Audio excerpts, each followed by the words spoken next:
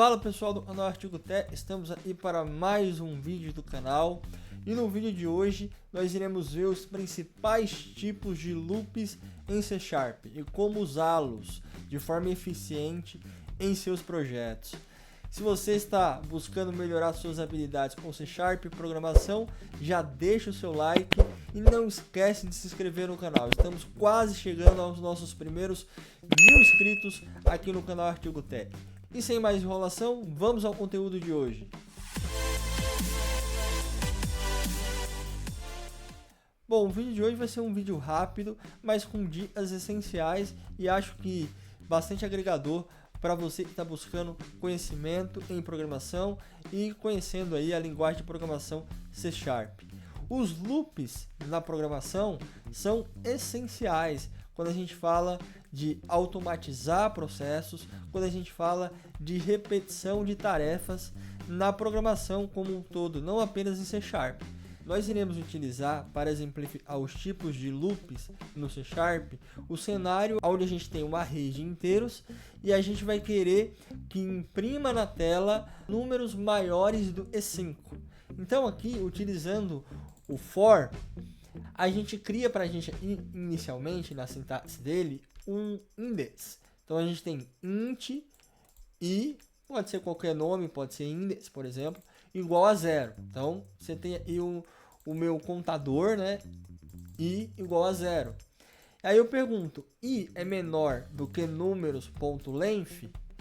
Enquanto isso daqui for true, né? Enquanto essa condição for true, enquanto o i for menor do que a quantidade do meu array de inteiros e do meu array de números, ele vai continuar adicionando mais um. Então, i mais, ou seja, meu index mais 1. E assim vai. Vamos ver isso funcionando na prática? Deixa eu executar o nosso código. Eu vou fazer um por um para que a gente não faça o debug tudo ao mesmo tempo, né? Então eu vou fazer um por um, acho que facilita mais o entendimento e fica de uma forma mais didática. Então vamos lá, vou tentar colocar aqui na tela o console também para ir mostrando para a gente. Então deixa eu dividir aqui a tela, deixar aqui o nosso console de um lado e a nossa aplicação de outro, ok? Vamos lá, como eu falei, a gente tem um array de inteiros e esse array tem 8 itens, certo? Aqui no for, a gente cria um contador para a gente. Então esse contador, ele começa como 0 e aí ele pergunta aqui, ó, 0 é menor do que 8, que é minha quantidade de itens. Se você contar, eu tenho 8 números dentro do meu array. 1, 2, 3, 4, 5, 6, 7, 8. É menor. Então ele vai. E aí o que ele faz aqui nessa linha 26? Ele pega o meu index 0 do meu array. Então você pode olhar aqui, ó. 0 é esse camarada aqui, ó. Aí ele pergunta: 1 é maior do que 5? Não é. Então ele não entra e você vê que não apareceu nada no console. Agora vamos pro próximo. Aqui, ó, agora é o index 1, né? Lembra, uma coisa é o index, tá vendo? O index 1. E uma outra coisa é o valor dentro de cada posição do meu array. Então aqui, ó, o index 1 é esse camarada aqui, certo? Nele tem o número 3. Aqui é a mesma coisa de eu estar perguntando: 3 é maior do que 5? False. Ok? Então eu vou avançando. Agora ele vai pegar o index 2 do meu array. Quem está no index 2? O 5. 5 é maior do que 5? Falso. Agora ele vai pegar o index 3 do meu array. Quem é o index 3? É o 7. 7 é maior do que 5? Verdadeiro. Então ele vai exibir aqui, ó. 7 é maior do que 5. Você pode ver, ó. Aqui ele imprimiu certinho aqui, ó. Ele pegou o index 3, que é no meu contador, do meu array. O index 3 do meu array é o 7. Então é maior do que 5. Vamos continuando aqui. Ó, 4. O index 4, né? Não o valor 4, o index 4 que é igual a 9. Então agora tudo a partir de agora vai ser maior do que 5, né? 11. Vou correndo aqui para economizar nosso tempo. Agora, depois dele imprimir esse 15 é maior do que 5, repara só uma coisa. ele atribuiu aqui mais, né? Igual a 8. Então ele vai perguntar, 8 é menor do que 8? Não é. Então ele sai do meu for. Tá vendo? Saiu do meu for. Bacana, né?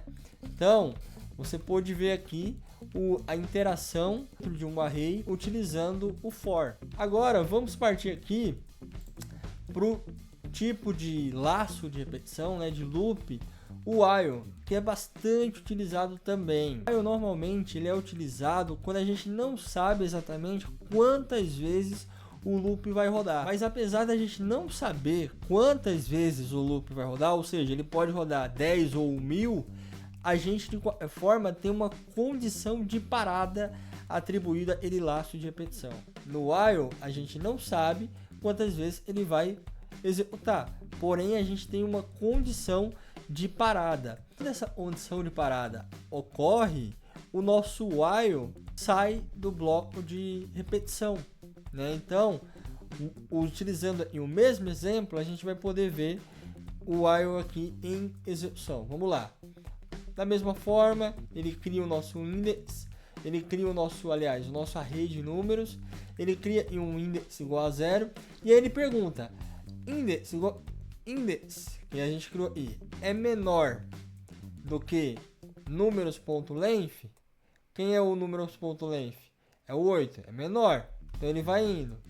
Ó, da mesma forma que a gente fez um index, a gente criou direto na cláusula do for, aqui no while é de igual modo. A gente está pegando aqui dentro do nosso array um índice de número 0. Quem é o índice de número 0 aqui? É 1.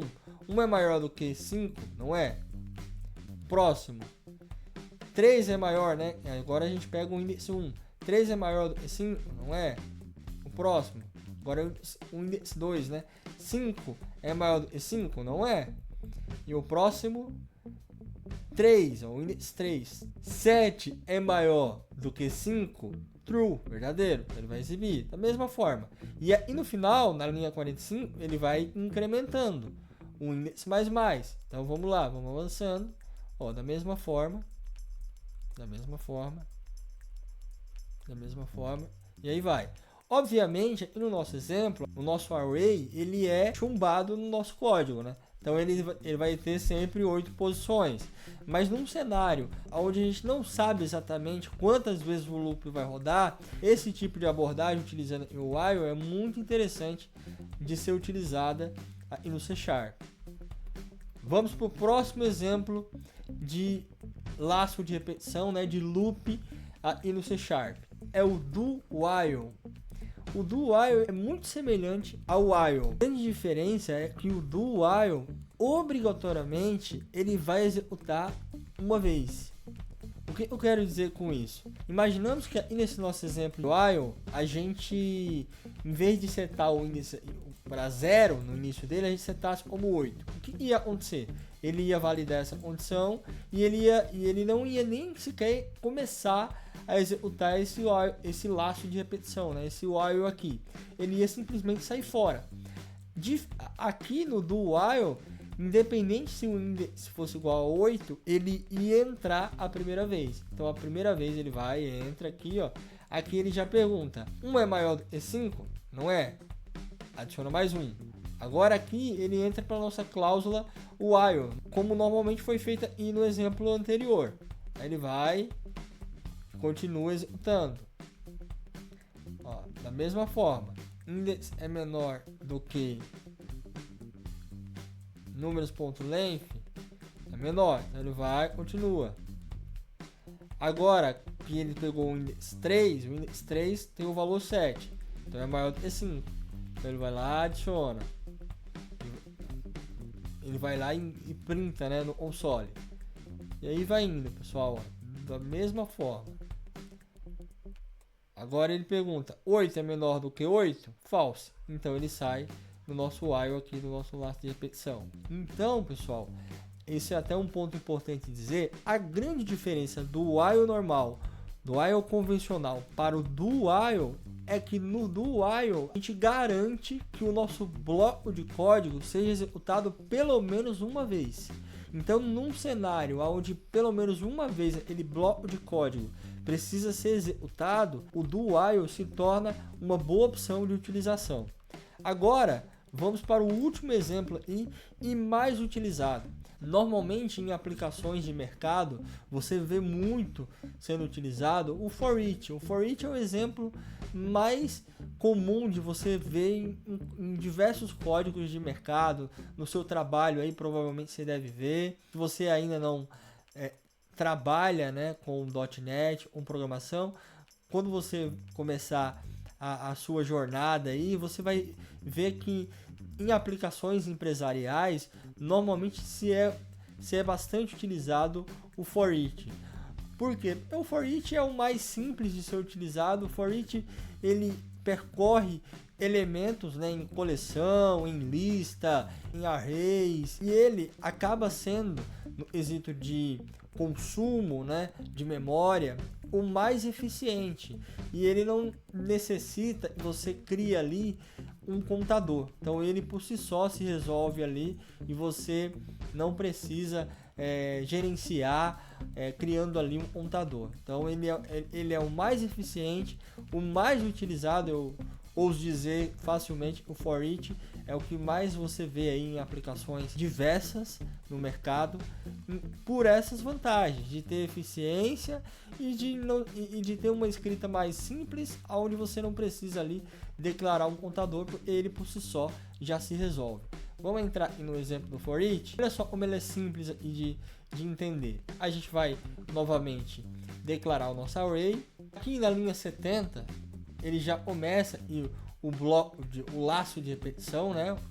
E aqui, ó, a gente pega a nossa lista, né? Que no caso é um array de números, né? De inteiros. E aqui ele tem 8 elementos. Você vê, a gente não está declarando nenhum contador, diferentemente aqui do for, do while. A gente precisou criar um contador para controlar a nossa execução. Aqui não, aqui a gente simplesmente coloca a nossa lista e ele vai percorrer ela inteira até o final. Então, número 1 é maior do que 5? Não é. O 3 aqui, né, que seria o index 1, o 3 é maior do que 5? Não é. E aí ele já pega o valor aí pra gente, né? Não há necessidade de criar um contador, um index para controlar isso. Ele faz isso de forma automática pra gente. Então, número 5 é maior do que 5? Não. Número 7 é maior? Sim. Agora ele vai começar a imprimir, ó. Todos são maiores, até o final da lista. Legal, ó. Pronto, imprimiu todos os números do nosso array com 8 números, né? Todos os números que foram maior do que 5, ele imprimiu aí na tela, como você pode ver aqui no nosso console. Fazendo uma comparação rápida e direta, quando a gente opta por utilizar o for, a gente tem a ciência, né, de que ele é melhor quando você precisa de controle sobre o índice. Então, se você precisa de controlar algum índice, o for ele se torna muito interessante. O while é útil quando não sabemos quantas interações vão ocorrer. Então, se você não tem a mínima ideia de quantas interações vai ocorrer, o while se torna muito interessante. O do while garante que o seu bloco de código dentro ali da estrutura do while seja executado pelo menos uma vez. Então, num cenário que você precisa que aquele código seja executado pelo menos uma vez, o do while se torna a melhor opção. Por último, o for each. O for each é ideal para interar sobre listas, coleções, arrays. Tem a necessidade de você precisar gerenciar índices. Então você não precisa ficar preocupado em gerenciar seus índices, né? Porque você já tem tudo isso feito pelo for each debaixo dos panos, né? Debaixo dos panos ali, o for each já faz tudo isso para você, né? E percorre a sua lista. Então, quando você não tem necessidade de gerenciamento de índice, né, você simplesmente pode usar o for each. Por isso que na maioria das vezes o for each acaba sendo a opção mais utilizada. Primeiro pela questão de performance, tem uma performance mais interessante, dentre as outras opções, e pela maioria dos cenários não precisar de um controle tão exigente de índice, né, a gente acaba optando pelo uso do for each. Me conta aí qual desses principais tipos de loops no C# você utiliza no seu dia a dia. Seria muito legal você deixar aí nos comentários qual tipo de loop que foi apresentado nesse vídeo você mais utiliza. Se você assistiu o vídeo até aqui, não esquece de deixar o seu like, se inscrever no canal, estamos quase chegando aí aos 1000 inscritos, isso é muito importante para a gente atingir essa meta. Quando atingirmos essa meta, já fica registrado, teremos uma live especial aqui no nosso canal, por isso convidamos você a fazer parte da nossa comunidade aqui no Artigo Tech, se inscrevendo no nosso canal e curtindo aí os nossos vídeos. Compartilhe para alguém que esteja aprendendo C#, melhorando suas habilidades e conhecendo aí programação.